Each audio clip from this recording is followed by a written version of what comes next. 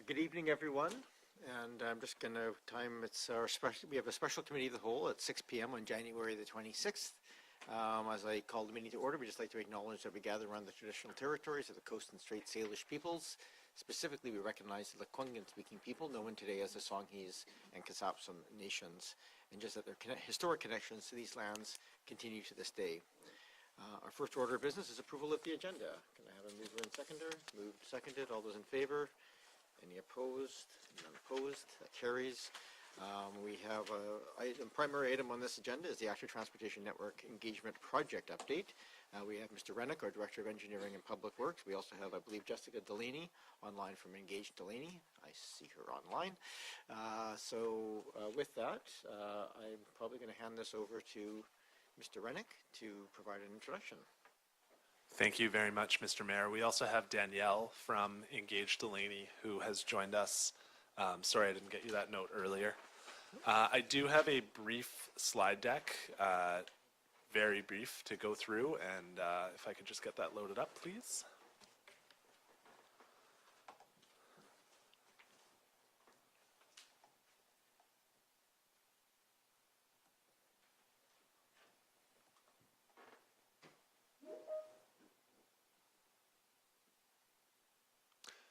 Thank you very much.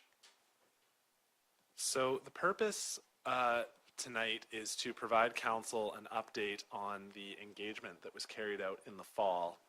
There were 2 phases of engagement, which consisted of 3 community workshops, 2 surveys, and an open house. The results of which were 2 very comprehensive engagement reports. This work was aligned with the engagement framework. There was a significant amount of engagement with community members because there's a very strong recognition of how much interest there is in this work and the potential impacts that it has on community members. So what's shown on the screen right now, and I believe there are copies in front of you as well, the map on the left was the previous routing design that came out of the 2011 study, and really the community had not been engaged on that in quite some time. Following phase 1A of the engagement, there were some modifications proposed, and that's what council has in front of them. So just some very high-level commentary on what's changed. Route 1, there was a slight routing modification to go along Beresford, where originally that route had been taking the staircase at the end of Oak Bay Avenue, which didn't really make a whole lot of sense because it would have required cyclists to dismount. Route 2, there's a slight modification just extending the end of the route further before it stopped at Beach, and now it goes all the way to the Esplanade. The Route 3, Cedar Hill Crossroad, this is a theme that will come up on a couple of them. It now has an interim phase of buffered bike lanes prior to a conversion of a multi-use pathway.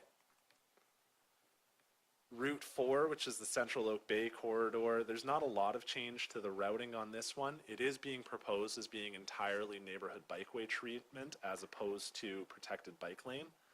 The changes at the north end, where it now routes along Devon Road up to Upper Terrace to connect with Cadbro Bay Road. Cadbro Bay Road was initially protected bicycle lanes. It's now also being proposed as a phased approach. So start with buffers and then add protected bike lanes later. Number 6, we're now proposing routing along Curry Road to connect the McNeil route that's currently under construction to Beach Drive past Windsor Park. It's the last one, I promise. Number 7, Lansdowne Road, no changes are being proposed. Number 8, Henderson and Foul Bay is another interim buffer to long-term protected. And then just the comments on Route 9 and Route 10 are that these routes are being deferred because they have significant complexity and require further community involvement. Number 10, Beach Drive, was not originally considered, but we did get a lot of questions in phase 1A about Beach Drive, and so that's why it was added to the map, but clarifying that it's a future project. So basically there's 3 main areas of feedback that we're seeking from council. whether there's any feedback on these proposed routing changes. Number two, what level of engagement council would like to see for these route-specific designs. And then there's a bit of discussion about whether to explore shared micromobility programs. And so for question 2 or item 2, we do have the crew from Engage Delaney who can also help with any questions that council has. And I just want to finish off by saying that I know that this focuses primarily on cycling and that we often discuss how cycling is only one component of active transportation. And I just want to remind council, just to kind of anchor the discussion, that at council priority setting in November, council did ask for an implementation plan specific to sidewalks. That is being worked on and that will be returning to council.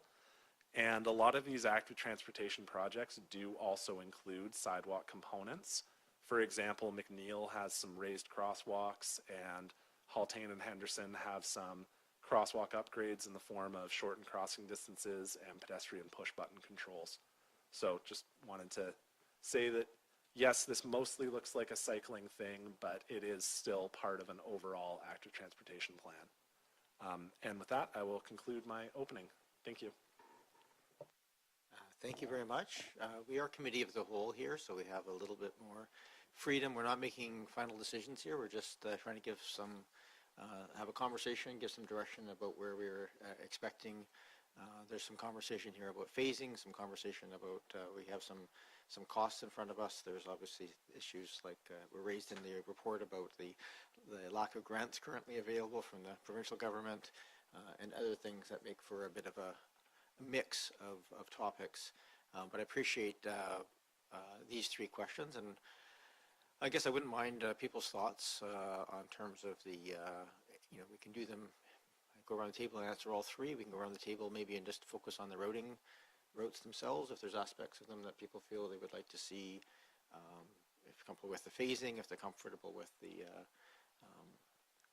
how we progress on each of these, if we have prioritization. Look to see any of that. So I'm going to turn over to my fellow members of the Committee of the Whole, of the committee sitting here, and see if there's some, happy to start the conversation. I think these are helpful things to talk to, but we can certainly get to either items as well. Go ahead, Councillor Braithwaite. Thanks, Mayor. I do have some questions, if I may, through you to Director Rennick. So for me, the concern is really how we proceed in the absence of the confirmed grant funding. So I wonder if we know right now what the cumulative cost exposure for staff and consultants is. If all of the routes went ahead without grants, do we have that? Do we know approximately what that figure might be? And then if we do, then what level of taxation or debt would be required to deliver that full network? Thank you. Mr. Rennick?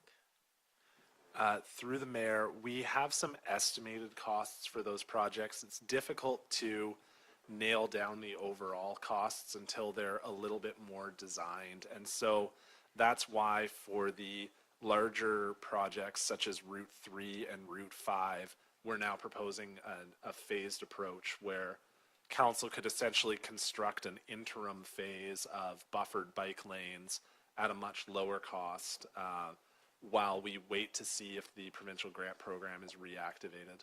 That would also allow more refined estimates for those projects. Can I just ask, because the term buffered is used sort of both for painted and for separated. So when we're talking about buffer here tonight, we're talking primarily about painted bike lanes, or are we using the term for both? To you, Mr. Rennick. Yes, thank you for the clarifying question. What is being referred to here is a painted buffer. So rather than the single paint line, essentially it would be a wider buffer zone made of paint. We see these used in District of Saanich and City of Victoria as an interim measure. So they reserve the space for the barrier, and then later, if money allows, you just place the barrier on top of the paint, on top of the painted buffer, sorry. Okay, thank you for that clarification. Councillor Braithwaite. Thank you, and through you, Chair. Do we know, because this is always at the top of mind for me, do we know what staff resources are required to advance the multiple routes simultaneously if we did that? And if we did, what work might then be displaced? Mr. Rennick? Through the mayor, council did add a position to the engineering department, the senior active transportation planner. And this work, along with the sidewalk work, falls into primarily that position's work plan. We're not seeking additional staff resources to be able to deliver on these projects, and they are kind of a separate portfolio from, certainly they're aligned with other capital projects where it makes sense to do so, but that position is primarily focusing on active transportation. Go ahead. Thank you. So then that goes along to my next question, through you, Chair. Then the staff capacity for option 1, the impact for the staff capacity for option 1 as opposed to option 2, it would be the same staff person, but it would take up how much more, do we know about how much more of that staff person's time? Rennick? That's difficult to speculate on. I guess I'll go to the micro mobility. Do we know if there's any liabilities or the enforcement issues or administrative costs that might go along with that? I'm sure we can look at our other neighbors that have perhaps gone down this route, and they might be able to give us some information on that. Rennick? Yes, we're very high level at this point on micromobility. I believe the direction that we were seeking was just to explore participation, so that would mean having meetings with our partners who are involved, such as District of Saanich. Certainly well aware of the experience that the region had with a previous bike share model and trying to avoid a replication of that. We do see these programs being increasingly popular around the region, not just the island, but certainly heard good things about a program in Coquitlam, and there's a few other, perhaps not good things. Heard things. Go ahead, Ms. Hunt. Yeah, through the chair to Councillor Braithwaite, I will say that my experience with these in the Lower Mainland is that the operator that the municipality contracts with is actually responsible for a lot of the capital costs to set it up and for the running and operation. So minimal cost in terms of on the district, and then there's could be a bit of a revenue sharing. I think our Director Rennick was talking about, though, you know, there are concerns around these being left in sidewalks, and we've talked about, and yeah, which I think you experienced with the bike sharing program. So it is around making sure that they are carefully managed by the operator. Go ahead, Councillor Thank you, and yeah, I was actually thinking of that because we did have a bike share program, and that's exactly what happened. But so hopefully they've learned a little bit more about that. So I have 2 more questions, if I may. I think I have 2 more.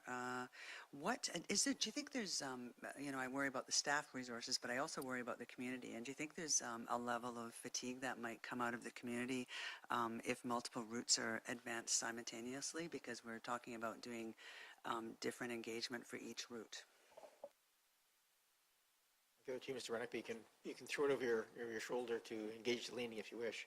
Yes, that's actually what I was miking in to say. I would really appreciate some support from my consultant colleagues on that.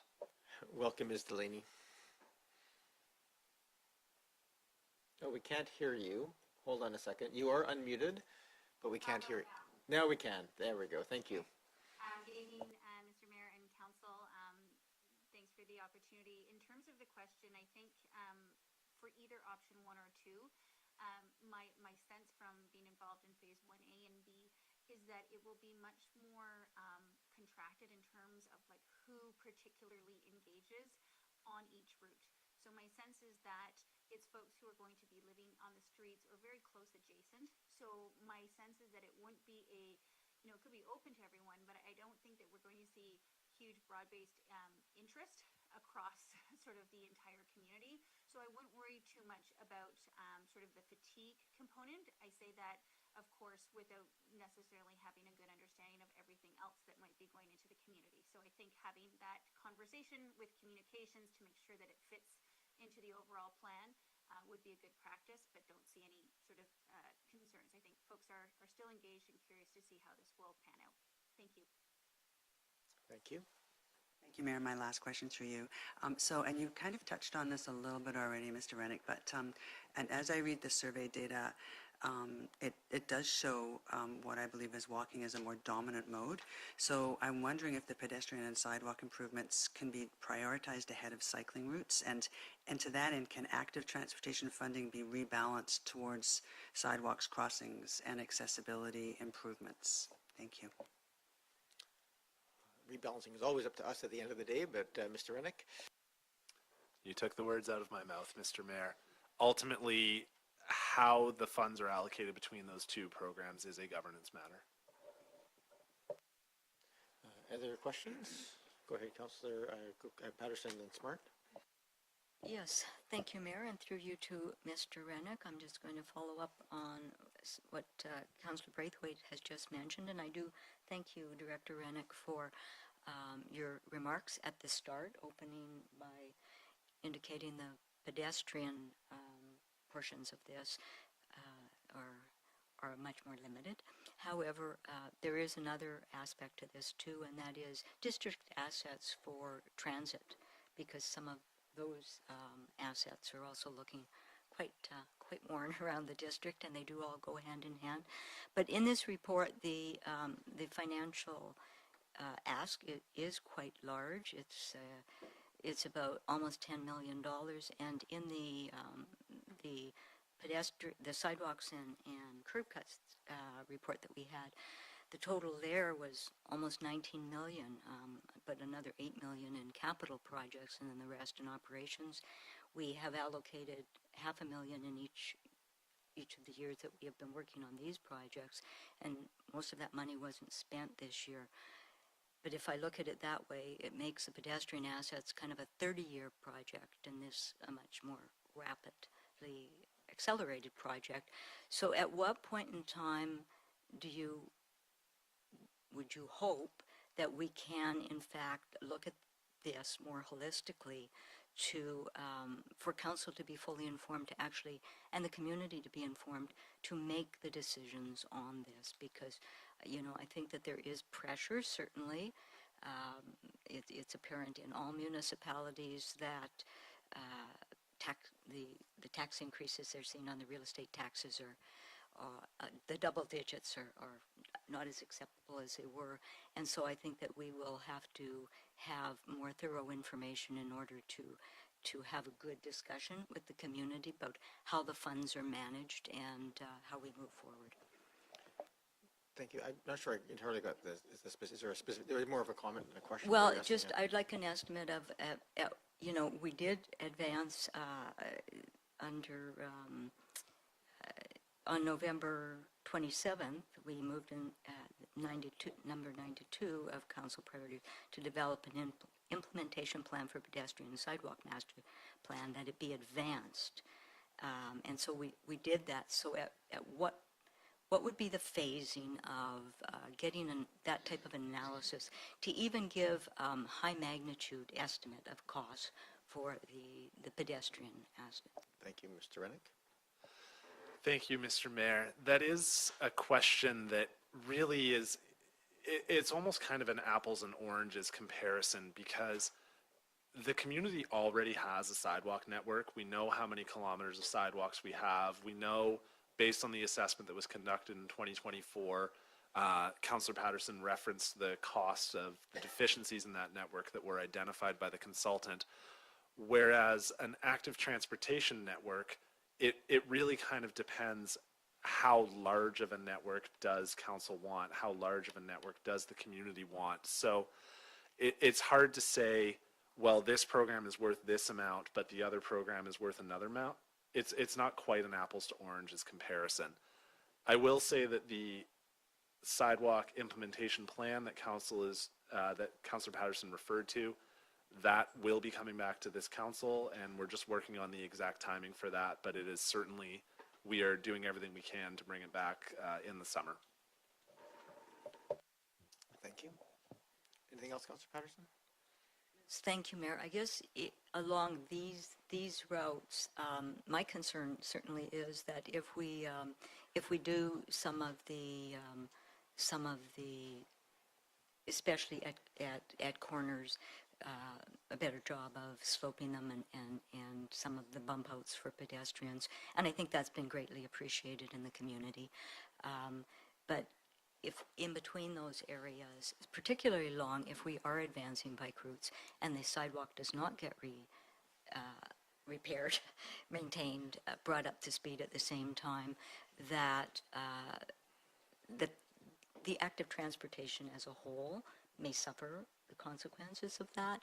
And the other concern, and it is in some of the council's priorities, but as we're doing infill housing, we will have areas now where sidewalks do not exist and may need to exist in the future, and that, of course, was not identified at the time we did the the sidewalk plan. So I would expect that although a lot of that is maintenance for existing sidewalks, there will also be a component of new assets that are required. And I know that it's hard for our Director of Engineering to speak to it, but how will the departments come together to assess the need for new assets in pedestrian infrastructure? Okay, thank you very much. We have Councillor Smart and then Green and Appleton. Thank you. Through you, Mayor, to Mr. Rennick. And I have a few questions. And then did you also want comments at this time on the three categories, or is that for later? I think just in the interest of time, if you can have questions, and I think if you can touch on the 3 points, it's probably worthwhile. Thank you. My first question, through you, Mayor, to Mr. Rennick, is that my understanding is that the government has paused but not stopped the active transportation grants. And reading the Clean BC review recommendation, it appears to reinforce maintaining or increasing the grants. Am I correct from reading the staff report that it looks like there's greater potential financial risk to us stopping our planning at this time if we don't have our designs ready for when future grants potentially come online? Am I correct in that understanding? Mr. Rennick? Through the mayor, yes, this has been something that we've discussed a few times on these types of grants, is that when they were active, the province was looking for quote-unquote shovel-ready. And so there were a few years that the district was not able to submit grant applications because we didn't have anything shovel-ready. So I think that's absolutely a risk. And I'm glad that Councillor Smart referenced the Clean BC report, because I was going to reference the same thing. There was an independent recommendation that the province continue that grant stream. Thank you. Go ahead, Councillor Smart. Thank you. Through you, Mayor, to Mr. Rennick.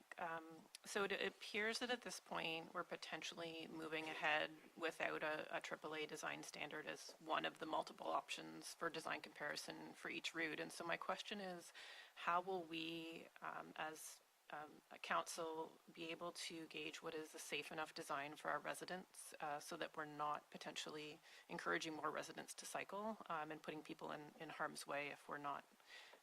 I'm just wondering, is there a particular standard or guideline that staff are looking at following if we're potentially not looking at AAA, just to judge where we're at? Mr. Rennick? Through the mayor, all of the designs that we put forward will be consistent with the BC Active Transportation Design Guidelines. A lot of these routes are being proposed as what's called neighborhood bikeway. There are multiple levels of neighborhood bikeway treatment in that design guideline. And a neighborhood bikeway can be all ages and abilities as long as it meets certain criteria, namely 30 kilometer per hour vehicle speeds and less than 1,000 vehicles per day. As we discussed with Henderson and Haltane, we might not necessarily meet those thresholds, but that's certainly the guiding principle. When we say neighborhood bikeway, it's consistent with the BC provincial guidelines. Go ahead. Thank you. That's really helpful. I just had some general, my other questions were answered, so I just had some general comments on the three questions from staff. And the first one was just with regards to the route changes.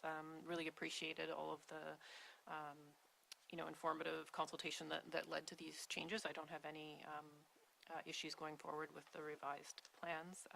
With regards to the level of engagement, I think what was key for me was that a little bit less the where are we on the involve consult stage, and one that particularly we involve / consult with particularly the residents on that route as early as possible, that if we're leaving it to 50% into the design stage, that maybe that's too late to get feedback, especially from the immediate neighbors on some of the impacts. So I guess my thought would be I'd love to have, if there's that survey, actually have it really quite early in the process, and so that there is enough opportunity to not be so far down with a certain approach that it's really not meeting a need. And then the other one is I really, weigh towards involving as much as possible. Obviously, I think where I weigh towards consult is that there's obviously safety and traffic standards and engineering that should be done by the experts and to the design standards. So I guess it's just some clarity on where that engagement is landing. So I'm realizing that doesn't maybe directly answer the question of which level do you want. I think for me it's somewhere in between that involved consult and just as early as possible, and involving not just the neighbors on the routes, but also those who use the routes. And then with the third question, my comment with regards to micromobility would be yes, to put staff towards regional conversations so that we at least are given the opportunity at the council table to weigh in when our neighboring municipalities, particularly Victoria and Saanich, are doing a program, that we have the relationships and conversations enough that it comes to the council table with an option to join in to a program that may be going on, and we're not stopping things at the municipal border. So interested in pursuing that, particularly with regards to regional conversations. Thank you. Thank you, Councillor Smart. Councillor Green, and then Appleton. Thank you. And a lot of my questions have been answered. Thank you, or asked rather, and answered. But I just have just one, and then a comment following on Councillor Smart's comments. Through you, Mayor, to Mr. Rennick. I think Councillor Patterson mentioned new assets in the way of sidewalks, and I was thinking about the land use planning linkage with this planning around active transportation.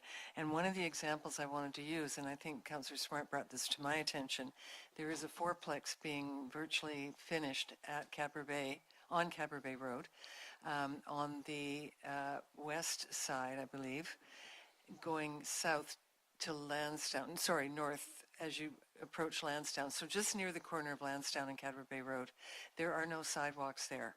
So the question is, if we're planning bike lanes as well on Cadbury Bay, we should also be thinking first about pedestrian traffic there, because it's, as it stands without sidewalks, it's incredibly unsafe for anyone. That's a very busy route, as we all know. So my question is there a land use planning linkage in the work that we're doing around density? Because we have a new OCP now. And so is it being planned in that regard? Thank you. And then I have just a comment. Thanks. Sure. Ms. Hunt? Thank you very much. I'm going to take this one and then turn it over to Director Rennick.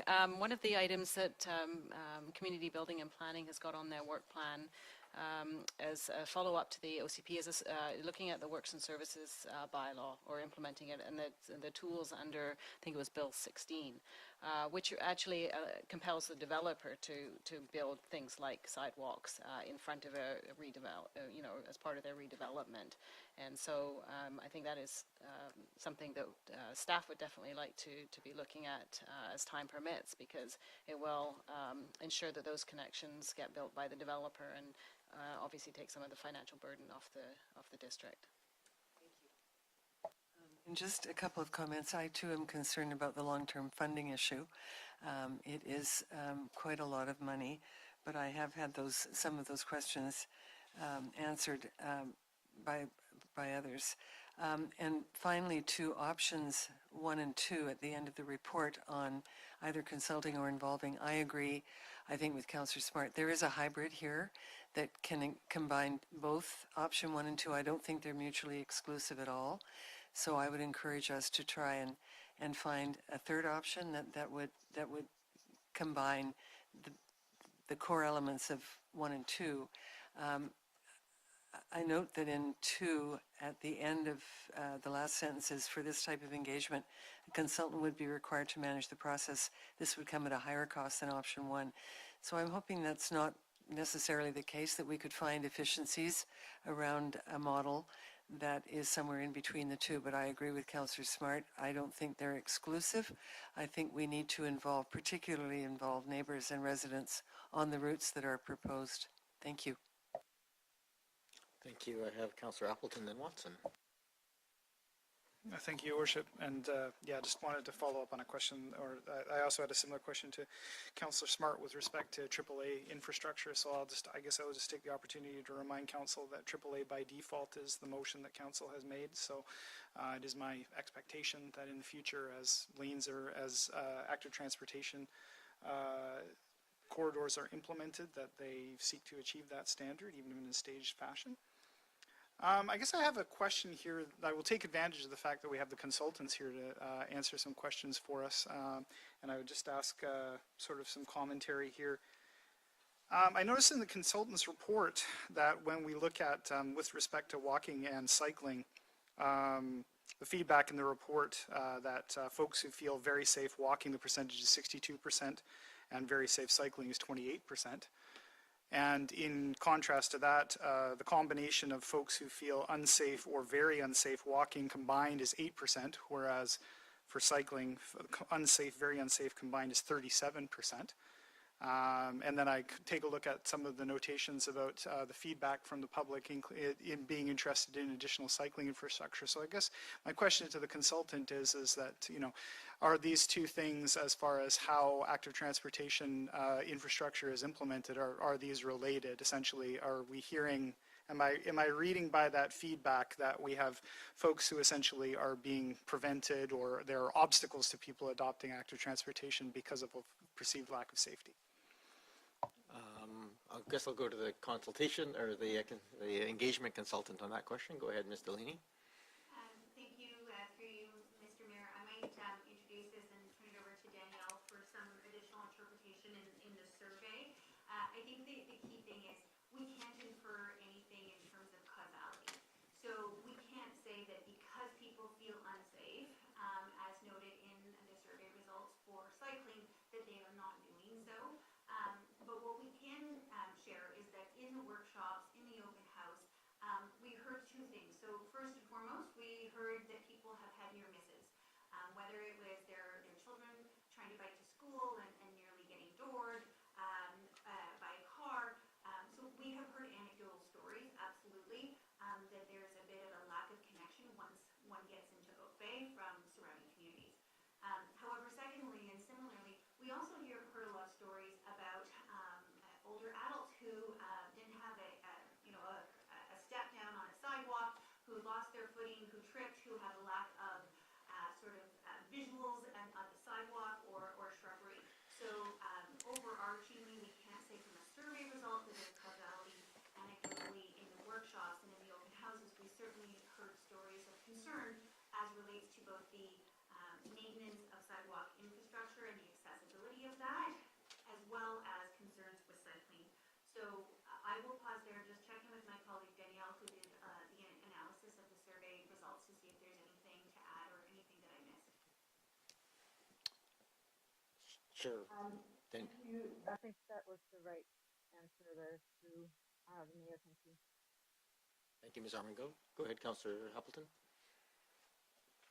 Oh, that's fine, Your Worship, and I appreciate those comments because it gives me a good opportunity to, the point was raised as far as folks raising near misses, and yeah, not just near misses. We had 3 folks struck on bikes in 3 months in Oak Bay at the tail end of last year. So certainly the need for active transportation infrastructure is well demonstrated, and I can understand from my perspective certainly why somebody would say that they didn't feel safe. So I appreciate those comments. Thank you, Your Worship. Thank you. Go ahead, Councillor Watson. Thank you very much. This question through the mayor to the consultant is just following up on Councillor Appleton's inquiries about safety. I wanted to know, because I was also in your executive summary looking at those numbers and the comparisons people made, if you could just point me to or repeat the exact question that was asked. How was that question phrased about safety that gave us that data that was summarized in the executive summary of the first part of the engagement phase 1?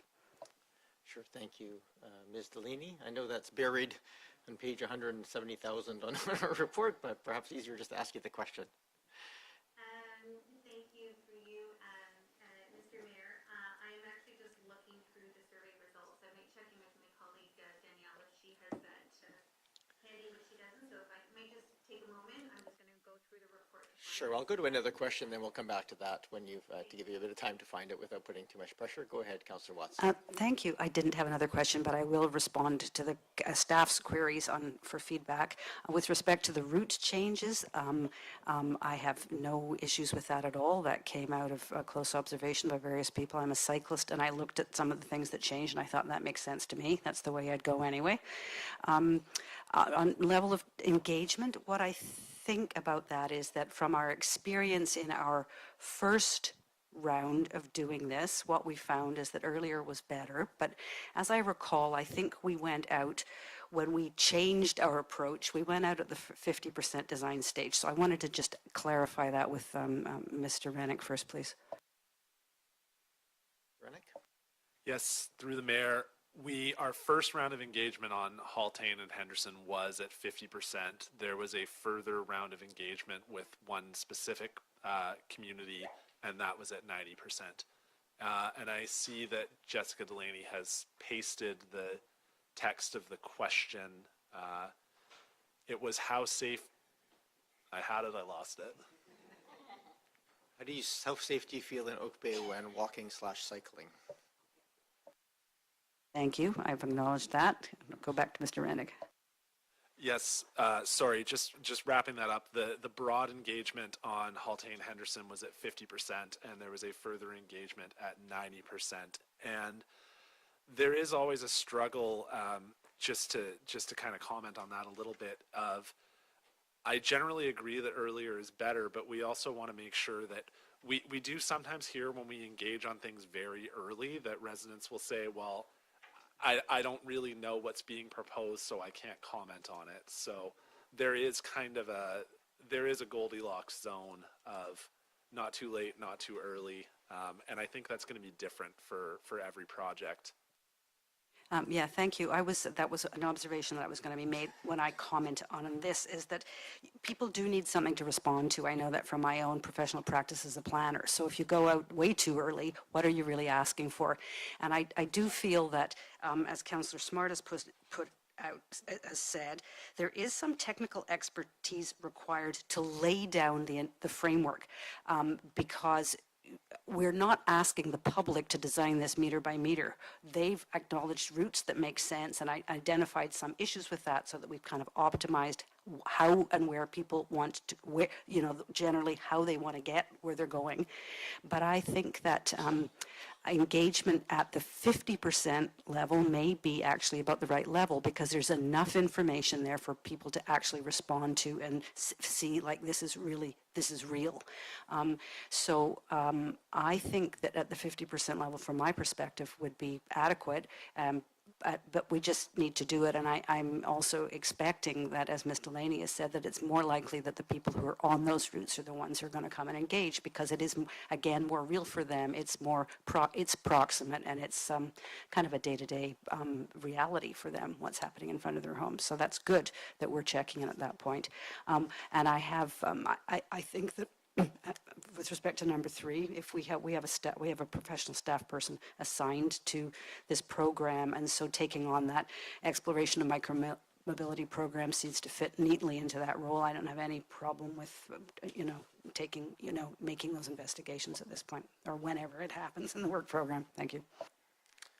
Thank you very much, Councillor Watson, and thank you to staff for this and consultants for this report. I think one of the things that struck me on it was just the cost variation, because I think that's an important caveat in terms of as we're assessing the desired design. And I guess one of the things I guess I have up front on this one is I appreciate Councillor Appleton raising the point about the AAA and the default design. My recollection of that was a number of years ago when we were asking for staff to develop options for these different routes. Now that we're down to the picking of designs, I'm not sure that AAA default design is still the driving factor on this. Perhaps I could just get clarification. I think at this point it's really up to us as to what design that we're choosing. Is that? I'm just trying to make sure I'm in the same sort of route of thinking on this as the rest of council. So to Mr. Rennick, because some of these I think would not qualify necessarily as AAA, but we still have the option of choosing sort of the specific level of protection attached. Through the mayor, as I had said earlier in response to a question, a neighborhood bikeway can meet the all ages and abilities standard.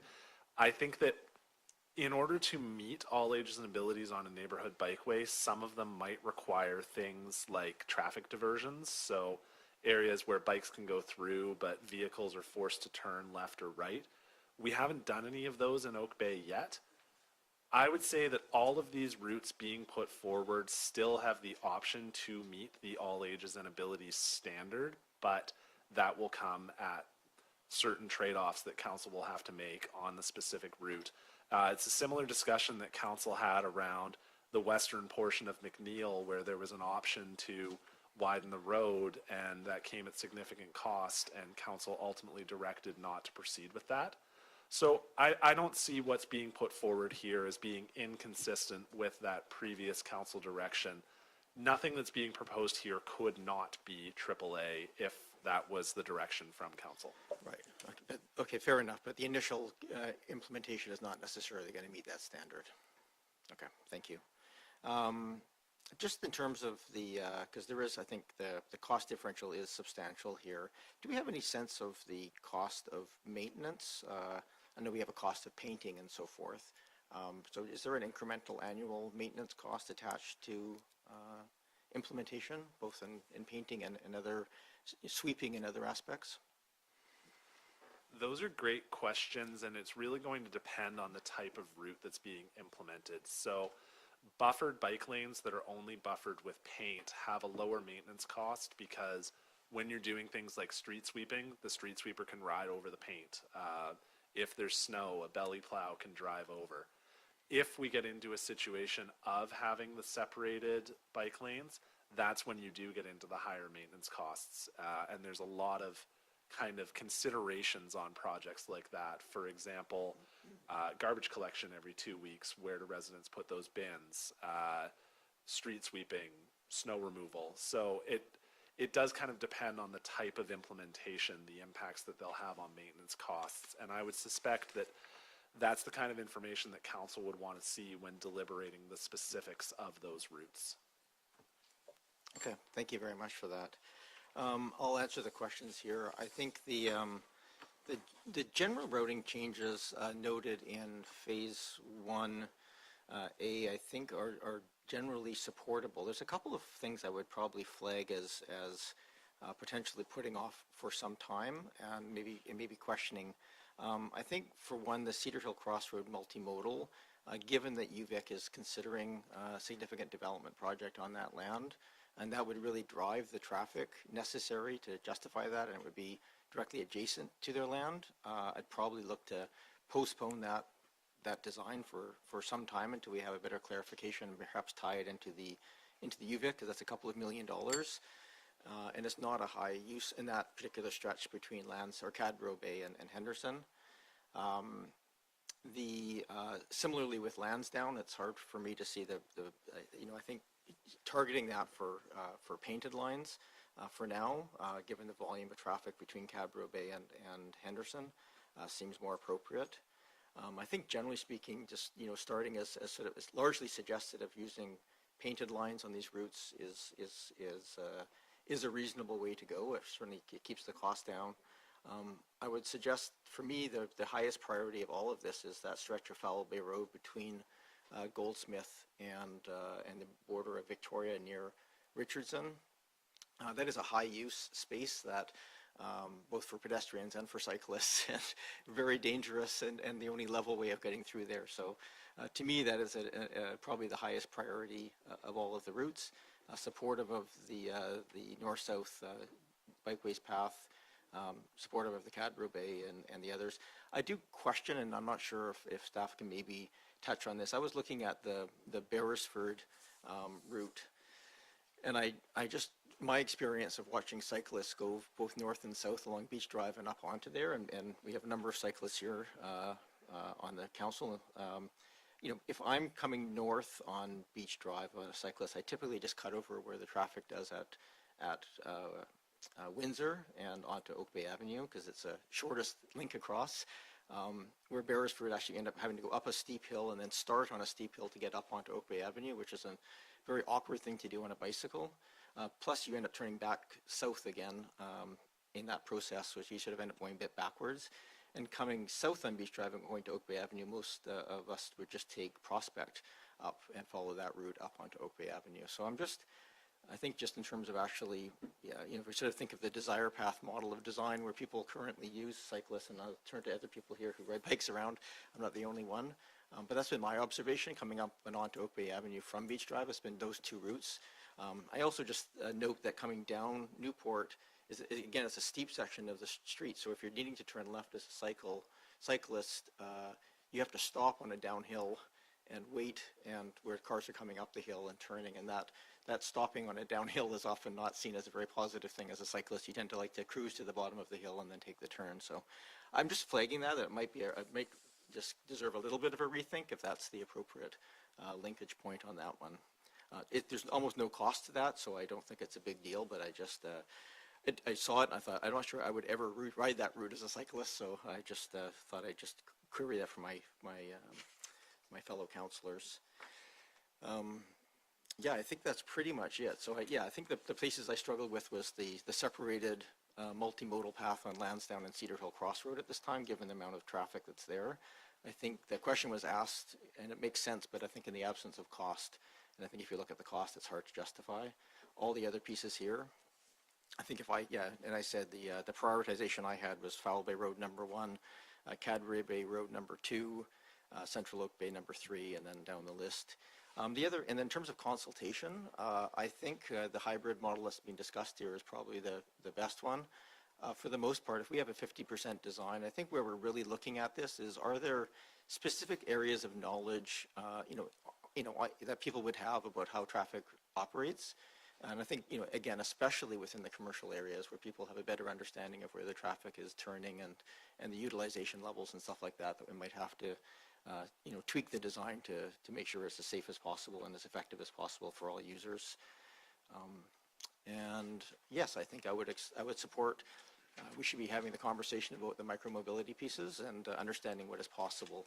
I don't think we have enough information at this point to decide how to implement that or whether to, but I think it's worth having that conversation. Sorry, that was a lot of feedback. I'm happy to share that in just my notes taken and electronically, but that's kind of where I'm at with these pieces. I'm not sure if we're seeking a resolution at this point, or if we're just essentially collecting information from council. But Mr. Rennick, how would you like to see us? Would you like to see us consolidate these in any kind of resolution?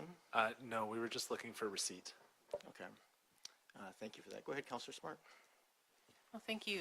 I just had one additional comment, and that was really appreciated the mention of accessibility for mobility devices in the report, and it was specifically with result of mobility devices on sidewalks. And I just also wanted to say that I've had numerous residents approach me about a desire for accessibility in bike lanes with mobility devices as well. And I think we heard, even during the small areas that we had expanded in the village center during COVID, that a lot of people with walkers and different kinds of mobility devices and wheelchairs were using the on-road extended sidewalks. So I just wanted to thank staff for highlighting that, and I hope going forward that is a very integrated part of the benefit of this interactive active transportation planning that we're doing.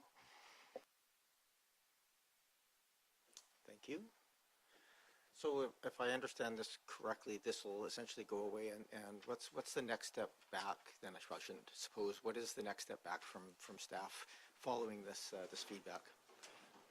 Thank you very much. The next step back from staff is to prepare an implementation plan based on what we heard during the engagement and what we heard from Committee of the Whole tonight.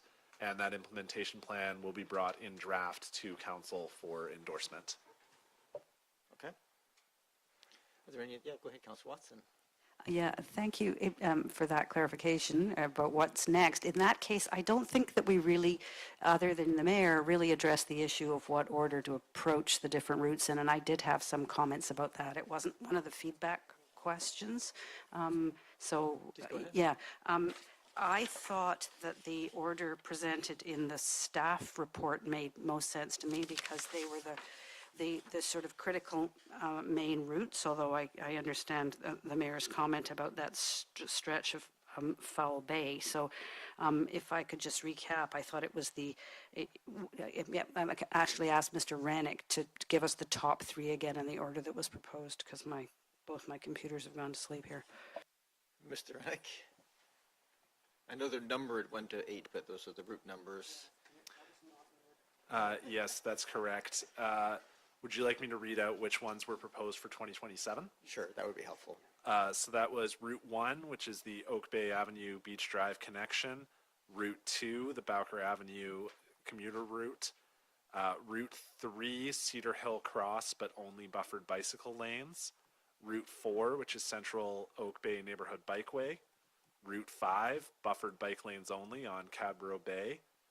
Route 6, McNeil connection. Wow, that's actually pretty much everything. Has either an interim in 2027 or is proposed for 2027, just based on small scale and complexity. Really, the only large things that were being deferred beyond 2027 were the conversions to full separation, and then Oak Bay Avenue and Beach Drive, which are both being deferred for 2030 or later. Go ahead, Councillor Watson. Thank you. And I didn't have any, I looked at that list and it made sense to me, given connecting to regional routes and what people want to do, particularly that central neighborhood route, which is a really important one, particularly for for everybody, but particularly for school children, as opposed to commuters. So I saw that as, I would definitely want that high up the priority list. Thank you. Go ahead, Councillor Braithwaite.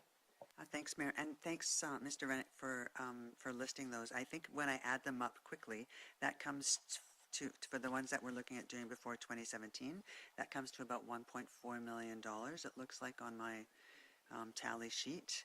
And I'm wondering whether that cost includes cost for consultation with our community. Mr. Rennick, I think there's a bit of caveat there in terms of the level of consultation. So will that come back as part of the report? Mr. Rennick or Ms. Hunt?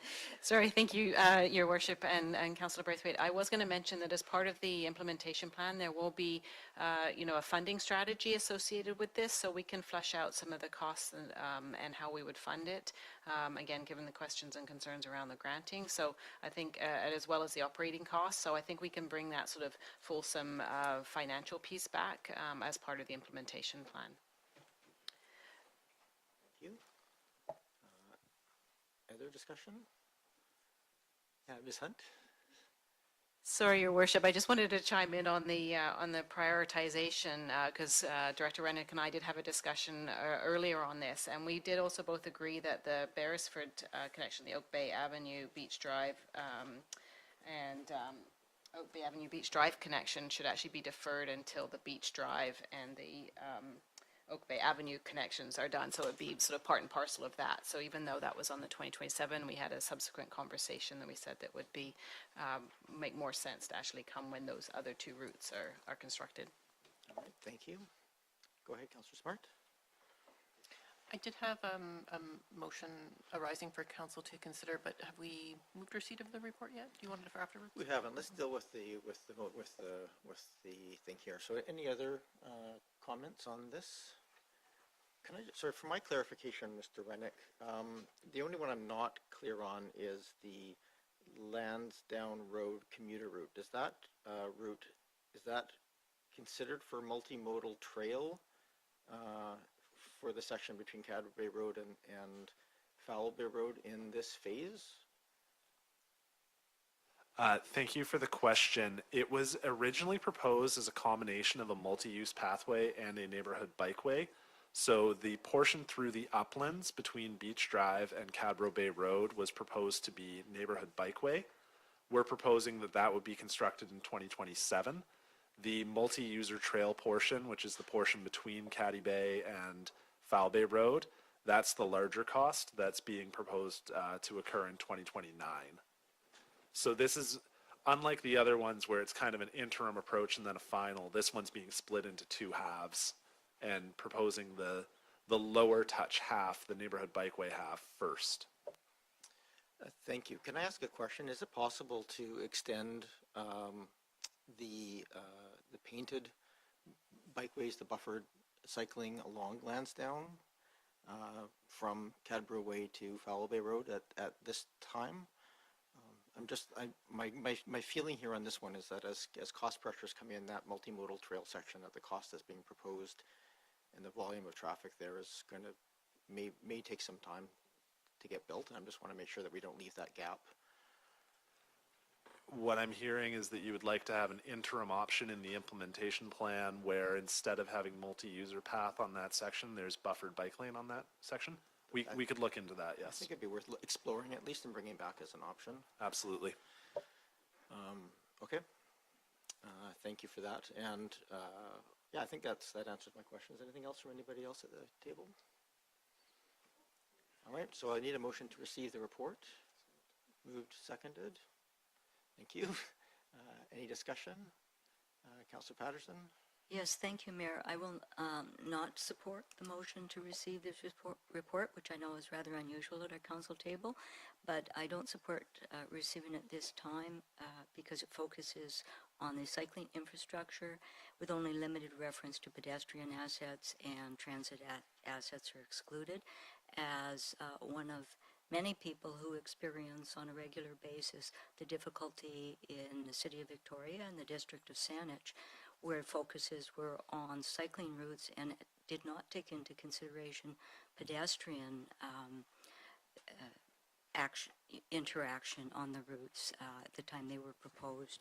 And in fact, that is, if you contact them to ask about situations, that's what they'll tell you, is that the focus was on cycling transportation and not pedestrian assets. So I think it is really important. So for that reason, I will not support the motion to receive this report as is presented. Thank you, Councillor Patterson. Seeing no other hands on the motion to receive, all those in favor and those opposed? Councillor Patterson opposed. Thank you. Councillor Smart? Yeah, thank you. I had a motion arising for council to consider that the mayor, on behalf of mayor and council, write to the province to advocate for the unpausing of active transportation grants in the near future to support continued construction of low-carbon transportation options in our community. Moved and seconded. Any discussion?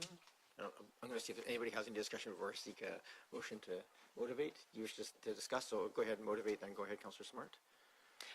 Yeah, thank you. Well, I do expect with the upcoming budget for announcements with regards to unpausing the active transportation grants, I think this is just a moment in which we could show the very real effects of, potentially delaying work in our community to incentivize a lot of people in our community wanting to move to a more low-carbon transportation option. And this is something we can do. Agree? I wonder if this is something best left up to staff at the staff level. I'm not sure that, I'm just wondering if that would be a better approach, and perhaps we could ask staff. Thank you. We can ask staff. My general feeling is when asking for policy change, it should come from the policy table, not the staff table. since this is a political decision of the part of the province. But I'll turn to staff just to, for confirmation or correction. Yes, Mayor Murdoch, that would be typically the approach would be that mayor on behalf of council would reach out to the province. Anything else? Do we have enough information to provide a letter about what we actually want? Thank you. I think I do. It's essentially just, they've stopped giving out grants, and I think the request is pretty simply, please continue the granting process, because it helps offset the cost of some of this infrastructure. Any other discussion? All those in favor? Any opposed? Councillor Patterson opposed. That carries. I believe that concludes our thing, so I just need a motion to adjourn our committee of the whole, and we will restart with the council meeting. Moved, seconded, all those in favor? Any opposed, not opposed? It is 7 o'clock, so I'm ready to start. That was unbelievably good timing. You need a couple minutes to